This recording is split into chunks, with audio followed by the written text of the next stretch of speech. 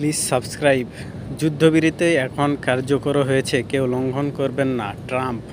যুদ্ধবিরতি শুরু হয়েছে ইসরায়েল ও ইরানের মাধ্যমে।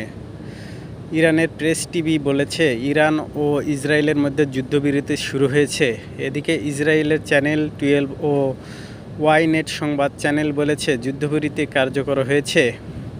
এর আগে যুক্তরাষ্ট্রের প্রেসিডেন্ট ডোনাল্ড ট্রাম্প ঘোষণা করেন ইসরায়েল ও ইরান পুরোপুরি ও সর্বাত্মক যুদ্ধবিরতিতে সম্মত হয়েছে।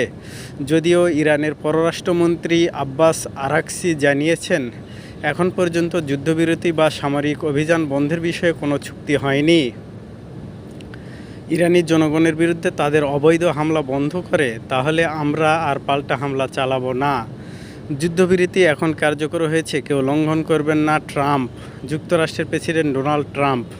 যুক্তরাষ্ট্রের প্রেসিডেন্ট ডোনাল্ড ট্রাম্প জানিয়েছেন যুদ্ধবিরতি ইরান ও ইসরায়েলের মধ্যে এখন কার্যকর হয়েছে। এর আগে ট্রুথ সোশ্যালে ট্রাম্প জানান ইসরায়েল ও ইরান পুরোপুরি ও সর্বাত্মক যুদ্ধবিরতিতে সম্মত হয়েছে। ট্রাম্পের যুদ্ধবিরতি ঘোষণা কত ঘন্টায় কার্যকর হবে?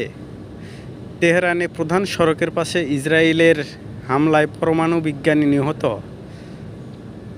ইরানের রাজধানী তেহরানে ইসরায়েলের হামলায় সেদিক সাবের নামে দেশটির আরেকজন পরমাণু বিজ্ঞানী নিহত হয়েছেন।